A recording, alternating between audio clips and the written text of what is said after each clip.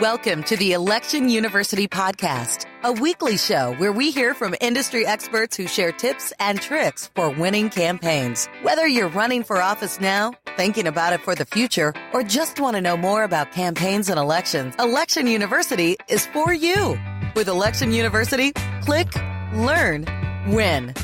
And now your host, Jason Bennett and Rainey Cohen. Hello. Hi. How are you? I'm well. How are you doing? I'm doing great. Hello, Election University listeners. Thank you for joining us on another episode of the podcast. We are pretty pumped about today's episode. Oh, yeah. Yeah. Super pumped. This is the third and final in our series from DEF CON 26 in Las Vegas. We are interviewing today Jake Braun, who was one of the originators, one of the organizers of the voting villages here in Las Vegas. Jake organized the voting villages here, and last year the voting villages got a lot of play, a lot of media, a lot of controversy because they had basically brought in voting machines, the ones that are used in many polling locations across the country, and invited hackers to come in and hack these voting machines and see how long it would take folks to get in and find an exploit or some vulnerability in the software. And they were able to do it in under 30 minutes. Yikes. Yeah. I don't like that at all. Yeah. So this year they got a substantial amount of play off of what they did last year, but not a lot of movement in terms of policy, right? Okay. So there's been some extra funding that's been dedicated to upgrades and protections, but not really at the level that we should going into the midterm elections. So this year, crafty folks as they are, they organized the voting villages and invited children to come in and hack not only the voting machines as part of their Roots camp. They have this young adults coding hacking camp, essentially called Roots Camp or Roots Asylum, something like that. And they mimicked not only the voting machines but also Secretary of State's websites. And this was your favorite part Absolutely. of DEF CON. Bar none. Absolutely the most fascinating. And by kids, you mean like age 6 to 17, right? Was the age range? Oh, yes. And the superstar of this was an 11-year-old woman or young girl. She's not a woman. She's an 11-year-old girl. And she was able to hack into the Florida Secretary of State's website and change names and totals. And it was quite something. So I don't want to give it all away. I want Jake to walk us through the thought behind this and what it involved, but it was fascinating. So that's great. Yeah, we're going to get into it and welcome everyone to the nightmare that is our election security. So Jake Braun is the Chief Executive Officer of Cambridge Global Advisors, and it is work that he does in cybersecurity and he does assessments essentially for corporations and governments and where their vulnerabilities lie. And he has a huge background in this work. And specifically, he was a White House liaison during the Obama administration to the Department of Homeland Security. So he knows his stuff, and he's got that political overlay, which I think is really helpful. And he knows what's going to work with politicians and what's going to make them pay attention. So I'm really fascinated to learn more about what he has to teach us today about cybersecurity. Let's do it then. Yeah, fantastic. Jake, thank you so much for joining us today. Thanks for having me. Well, we wanted to talk a little bit about, before we launch into the voting villages, about how you got involved in cybersecurity and what your political background is. Well, let's see. My political background was I was Obama's national deputy field director back in 2008, and then wound up being deputy director for the transition for all the national security agencies for Obama in 2008-9, and then became White House liaison to Homeland Security. And in that capacity, wound up just working on a bunch of, kind of whatever the problem of the day was that the White House cared about, as well as some other things. And, when I started, that was usually like something related to immigration or FEMA or whatever. But by the time I left, was pretty much all cyber all the time. And so I'm certainly not a technologist by any stretch of the imagination, but I've kind of been working in and on these issues now for almost 10 years. It's hard to believe that the transition started in 2008, but about 10 years now. Wow. And I also run the University of Chicago Cyber Policy Initiative. And so in that capacity, obviously I work on cyber all the time. Yeah. Wow. And the school that you're working on, the program that you're working on, there are only a few of those that work on cyber policy, right? A lot of the cybersecurity is on the coding and the technical side. There are very few in the country that work on the policy, correct? Yeah, we've only been able to identify a handful of others that are working on cyber policy. It's, which is a field that I think hopefully will grow, and we'll have a lot of schools working on it soon. Because we definitely need help. I mean, I know just having the technologists and the national security folks and policy people in a room together, it's amazing that they don't know each other, like literally don't know who the others are, their colleagues in the adjoining fields, and they also speak completely different languages. Like I remember with Obama, or in the Obama administration, it took us years before we figured out that the definition of the word threat means something totally different to somebody in cybersecurity than it does to somebody who works in national security. Interesting. And like in a way that's actually pretty meaningful. Like in cyber, a threat is something that someone has acted on, like a vulnerability that's been acted on. In national security, it's a vulnerability that could be acted on. So you've got, in one case, this bad thing has already happened. And in another case, it is yet to happen. And the two people are using the same word to mean totally different things. And that can get pretty dangerous considering these people are all dealing with nuclear weapons and cyber weapons and all types of stuff. So hopefully this field of policy or cyber policy will grow quickly because we need a lot more smart people working on it. So by cyber policy, do you mean just like passing policy that governs the way that we do cybersecurity, or like how are the two related? Yeah, I mean, that's certainly part of it. Yeah. There's also a lot of the people who manage these big cyber programs. Like right now, there's a program called CDM, Continuous Diagnostics and Mitigation at Homeland Security. And it's a $6 billion program. And so it has massive policy implications along the federal civilian space. And most of the people who manage it wind up being senior level policymakers because something that big doesn't usually get managed just by technologists. But a lot of these senior level policymakers, don't really know a whole lot about cybersecurity. And so they're managing these massive programs and are applying things like counterterrorism theory and stuff like that to what they're doing, which is obviously not the same, but that's what they were all schooled in. And so, they kind of bring their hammer to whatever nail presents itself, Yeah. Yeah. So talk to us about the voting villages last year and then this year. What went into last year's organizing?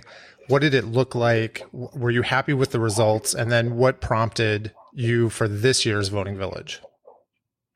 Yeah. So, I mean, last year, I had, because of what I'd done in campaigns in the past, I wound up working on voter protection issues all the time, like people who work in field,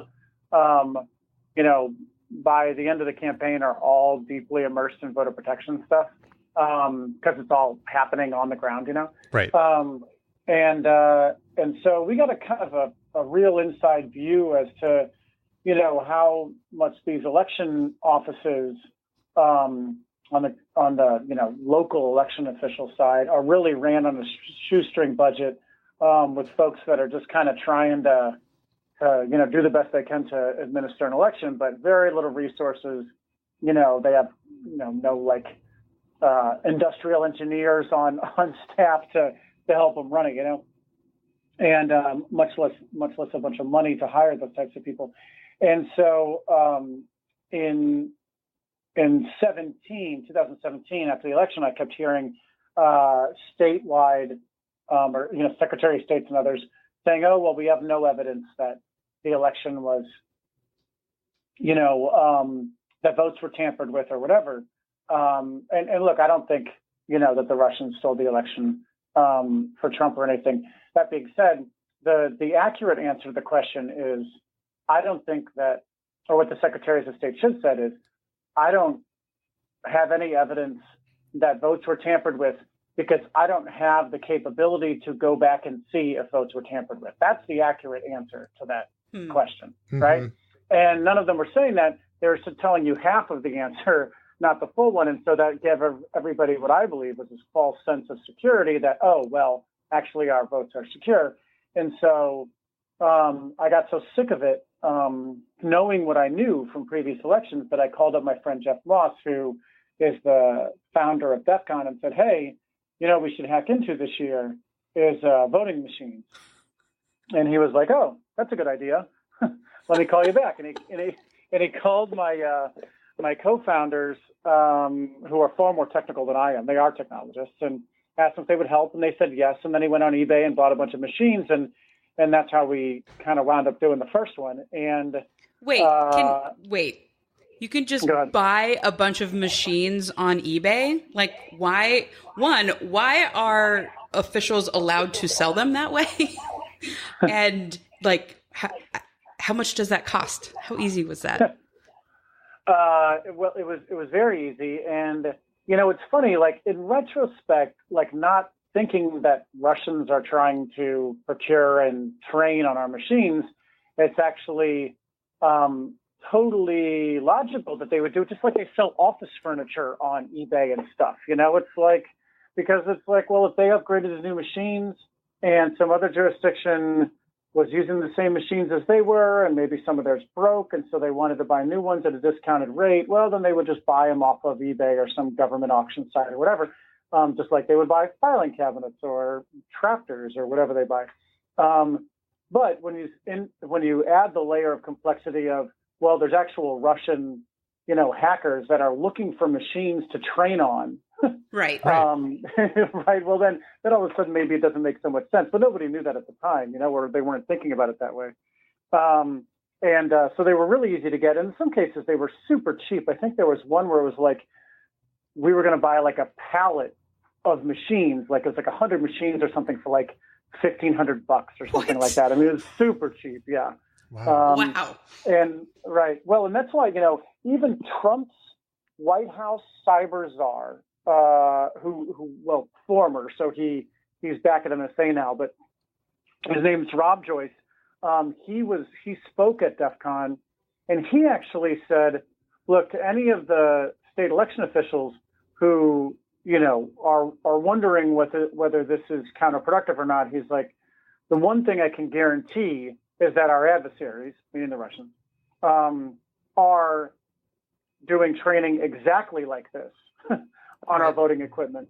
And by the way, like the Russians don't have to play by the rules in getting the equipment like we do. Like we actually follow the law, and we'll, either local election officials bring the stuff in and then take it back with them, or we buy it off eBay or whatever. The Russians will just go in and steal it. I mean, it's not like these things are kept in Fort Knox. I mean, in most jurisdictions, they're in like a closet that maybe has a slightly more difficult lock to pick on it than, the broom closet does, Right. Yeah. And so, I mean, we can be quite confident that they have all the most updated machines and software and everything else that they're all training on right now, And yet you still feel confident that the election in 2016 was not tampered with in any significant way.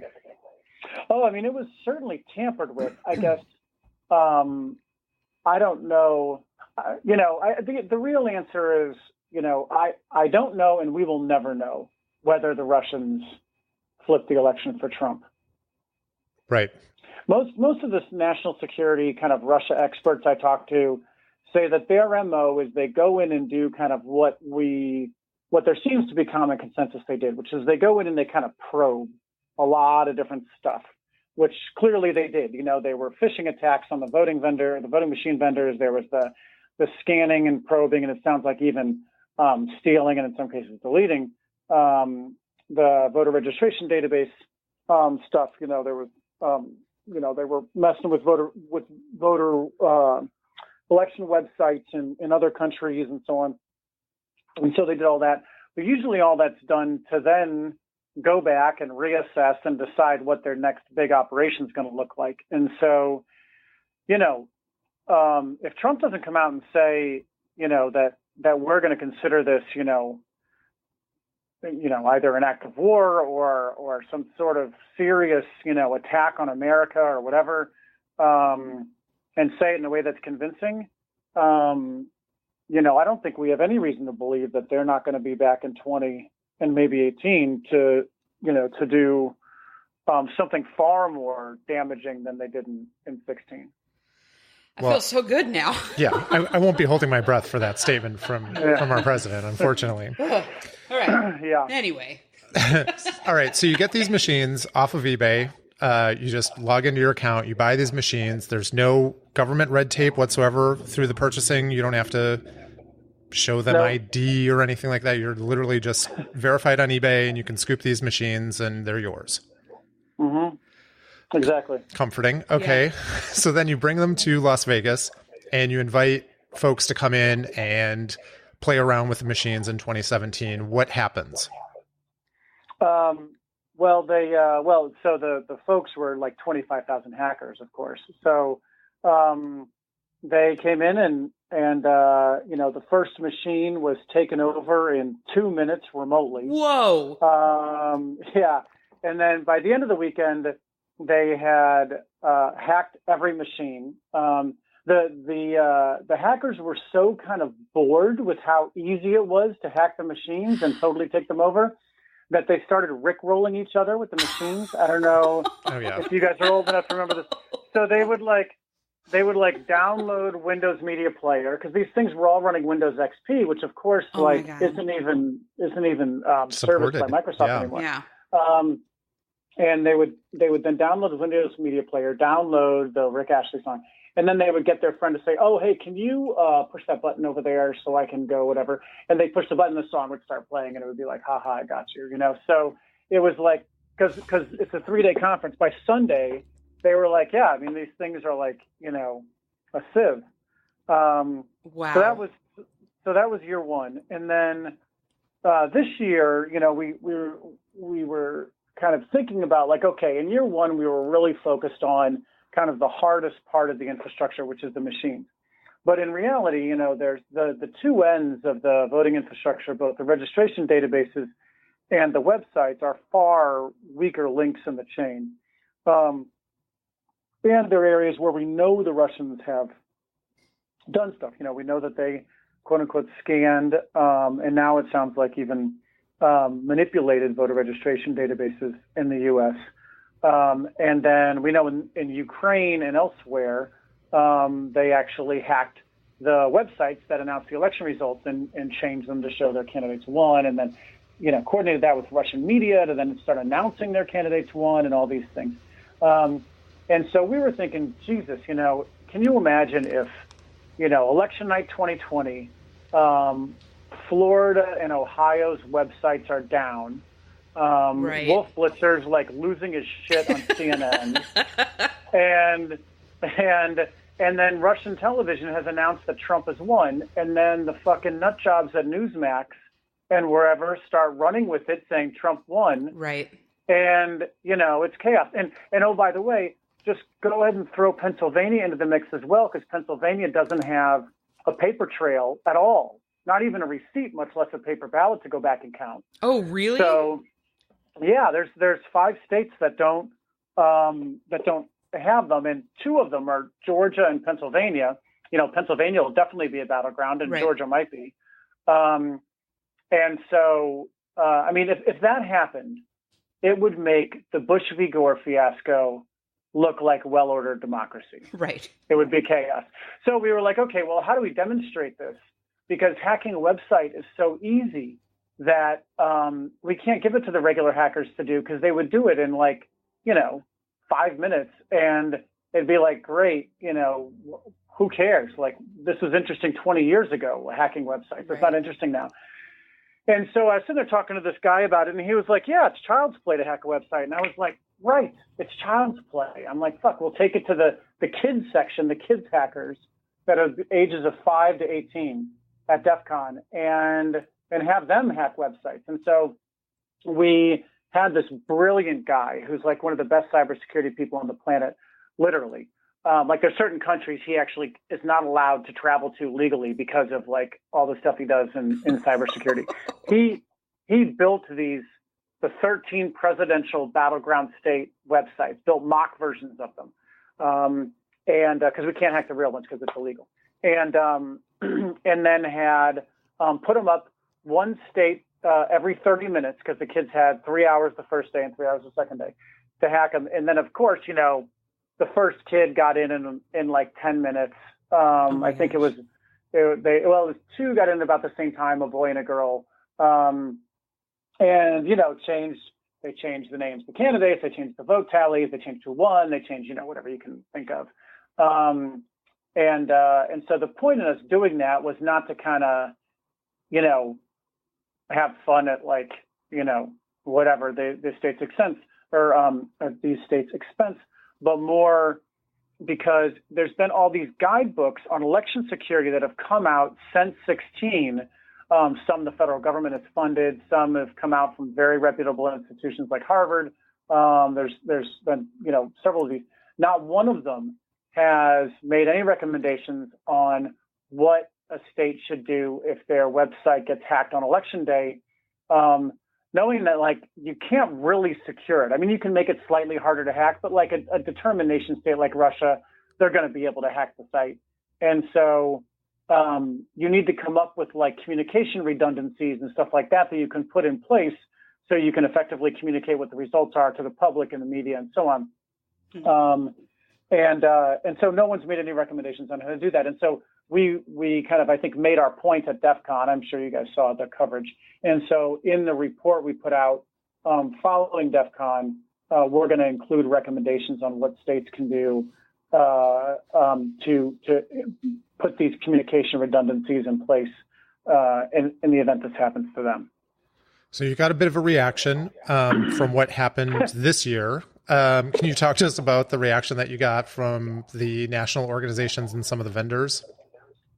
Oh, yeah. So, it's funny. Everybody who's not willing to put their name on something is happy to bash us publicly. But all the people who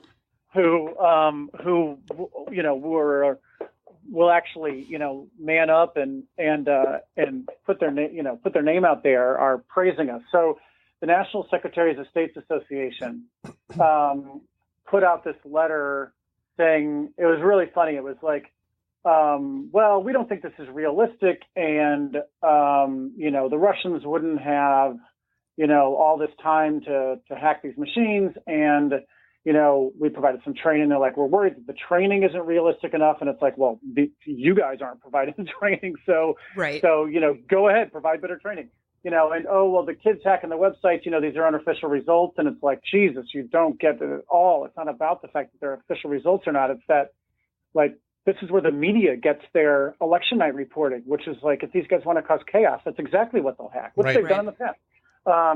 And then, of course, the last line was, well, we really look forward to working with DEF CON on how we can better secure our elections. And it's like, yeah, really, clearly you do, Yeah. Building we bridges. hate everything you just did, but we're willing to work with you. Yeah. Right. Now, the great thing was Secretary Padilla, obviously Secretary of State from the largest state in the country, California.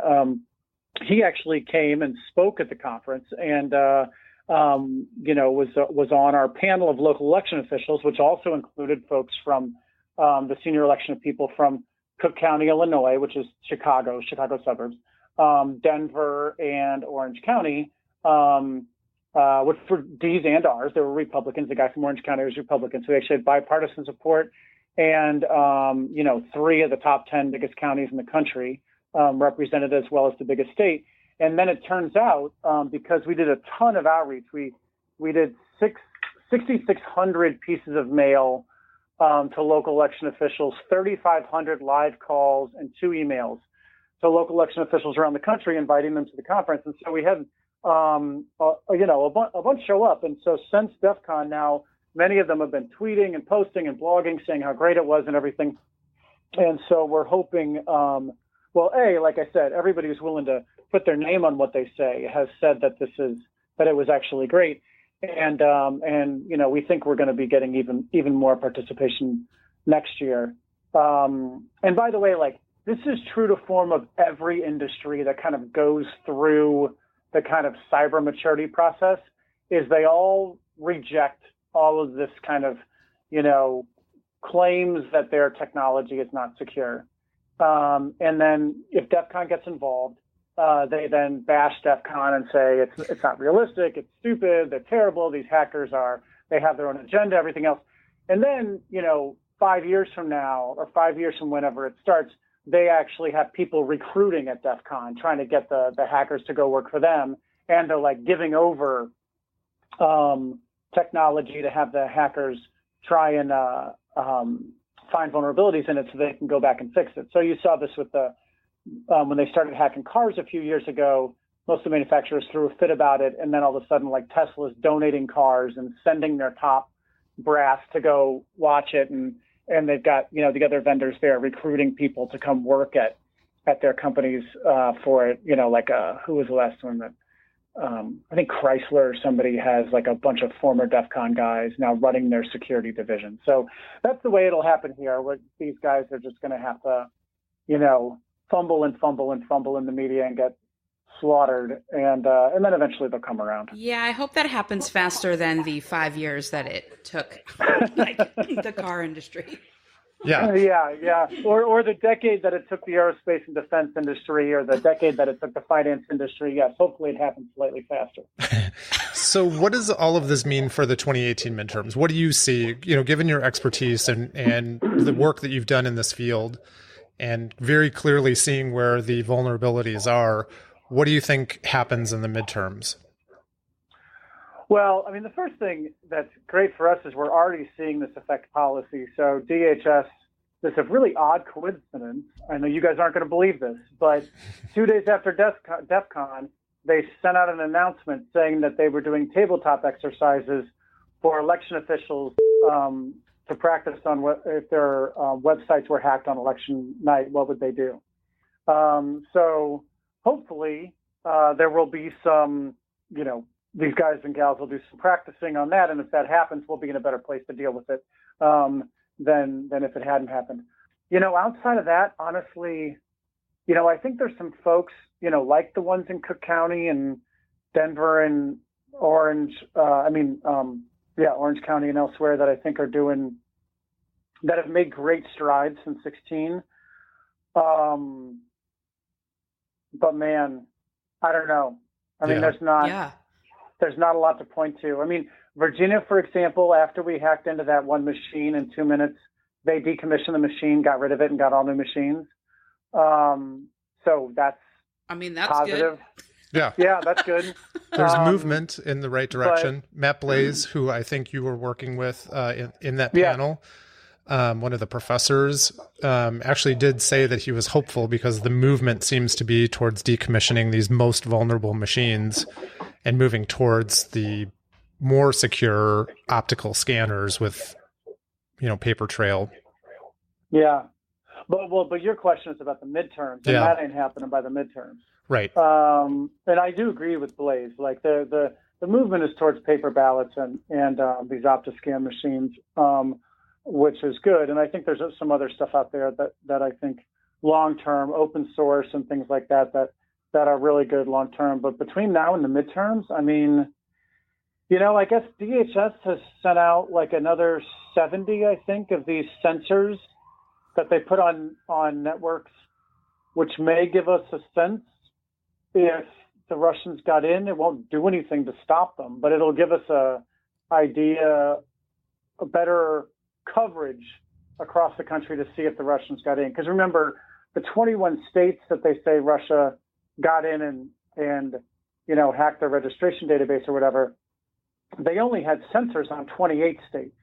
So remember, it's not 21 of 50, it's 21 of 28. Yeah. Oh. And so, we are in a slightly better position than we were in 16 to know if the bad guys got in. Outside of that, I don't know. There's not much else I can be hopeful about. How long would it take to know? Like that sensor data, here we are, a year and a half after the election, and we're finding out that happened. Like, will it take that long again to know if Russia intervened? Or is that a thing that can happen faster next time? Well, I mean, it could happen faster. I mean, the censors ideally now will report back to this third party called the MSISAC that then reports to DHS. But I mean, there's a lot of humans involved in this process. So the MSISAC has to understand what it is they're looking at. They have to then send it to DHS. There's an analyst who has to understand what it is he or she is looking at. And then if it's important, it has to get it, like Russia being in the system and doing whatever. That's got to get up to somebody senior to decide, okay, we're going to send out what they call a HURT team, which is like a hunt team, essentially, to go, figure out what's going on and try and fix it and get the Russians out and so on. If this is something that they find out about on the Friday before the election, I mean, they're not going to be able to do much before Election Day. Yeah. So what is the appropriate balance between undermining confidence in our election system and highlighting and spotlighting very loudly these vulnerabilities? What's the right balance between the two? Right. So this is the thing that's like my favorite, criticism that the vendors and the Secretary of State Association makes, which is, we're undermining confidence. And it's like, well, no, hold on. Putin undermined confidence, right?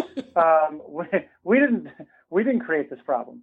And anybody who thinks that us just that if we just don't say anything, the public's going to forget that Russia hacked the election, or that if we just tell them over and over again everything's okay, they're just going to kind of hear about all these other cyber attacks and all these other industries, and then, of course, eventually hear about them again in this space, and just think that nothing's wrong. That's not how things work. What the public needs to hear is that their elected leaders or their election leaders are taking demonstrable steps and demonstrating to the public, that they've done these things to mitigate risk. And what we're doing is identifying a bunch of things that these election officials can do, not say, but do, to demonstrate to the public that they've made their elections more secure. And that is what will ultimately engender trust in the electorate, not ignoring it or just telling them everything is fine, but rather taking real action and then explaining that to the public, and then saying that over and over again, right? Yeah. And then what do you do? Because then my brain immediately goes to two problems. One, underfunding or under-resourcing folks who do want to take action but can't because they're under-resourced, and then the folks who just are digging in and won't do anything. Yeah, so I think there's two kind of very directly related solutions. Number one, we need an order of magnitude more money than was just appropriated. So the House appropriated $383 million. We need about $5 billion to really make a dent in this. Wow. And part of that, by the way, needs to go to R&D for next generation stuff like open source voting equipment and different things like that. Number two is, we need to do this the way, unfortunately, this will take longer than it should, but we need to do this the way Mothers Against Drunk Driving did this with reducing black alcohol content and speed limits, which is they tied Department of Transportation funding to states reducing their blood alcohol content levels and speed limits. And so essentially what the federal government can do is say, look, we will give you this money to enhance your election. And by the way, we could host your voter registration databases and most of your networks in the cloud and have that secured by Amazon or Google or any number of companies that will do security for a living, unlike, some local clerk's office. And we'll pay for all that, but you guys have to agree to do these things, paper ballots, risk limiting audits, basic cyber hygiene, training, blah, blah, blah. And then we'll pay for all this stuff. And, most state and locals are so broke that even if they wanted to fight this over time, the executives are going to say, look, we need the money. We'll take it. Oh, wow. Yeah. This is another terrifying episode of Election University podcast. So what can people do? I think, our listeners are candidates, prospective candidates, campaign professionals, and other people who are interested in non-Trumpian electoral politics. What can people do to either provide oversight on this, put pressure on their local county auditors or elections offices? What can folks do? Do you have some tangible things that people can do right now? Yeah, well, so first of all, if you're a candidate or a campaign staffer, or an advisor or a donor to anybody who's running as an election official. And, there's a bunch of folks running out there as for Secretary of State or county clerk or whatever.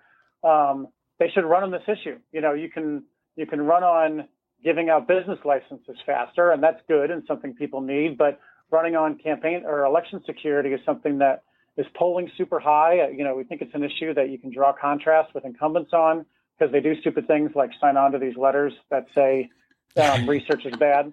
And so we would encourage you to run on this issue. But if you're running for office, I think there's a couple things you can do. One, you should call your local election official and say, what is your security plan? We want to understand what it is. And by the way, it needs to include things like paper ballots, risk limiting audits, and basic cyber hygiene on their network. And then you should also do press releases and say, I'm demanding that our local election official or our Secretary of State make their security plan clear. I'm demanding that they tell us whether they've gotten the free cyber assessments that Homeland Security is providing to them. Still 98% of state and locals have not even requested an assessment from DHS, much less actually had one done. And you can make some hay locally out of this, which I think will be good for you politically, but also hopefully move the needle with your local election officials and let them realize that folks are going to take this seriously and hold them accountable. Yeah, that's great. Where can folks learn more about the work that you're doing at the school and maybe some wrap-up information, where folks can contact you if they have any other questions? Or a nugget of hope that you want to drop in here too. So actually, I do have so first of all, you can follow us on Twitter at Voting Village DC. And University of Chicago is just Harris School of Public Policy. Type that into Google, you'll find our website. And that's University of Chicago. The nugget of hope is that I've seen more emphasis and money going into open source voting technology in the last 2 years than it's probably been in all years combined up until now. And you think about engendering trust and security in our elections. Just think about if we have a future 10 years from now where there's some UN-approved open source voting technology that lives in a cloud, right? And if you want to hold an election in Ghana or Cambodia or Honduras or wherever, the World Bank, and they do this for things like biometrics, can buy 50,000 Chromebooks. And those can be disseminated all over the country. And then all you do is download the open source voting technology out of the cloud.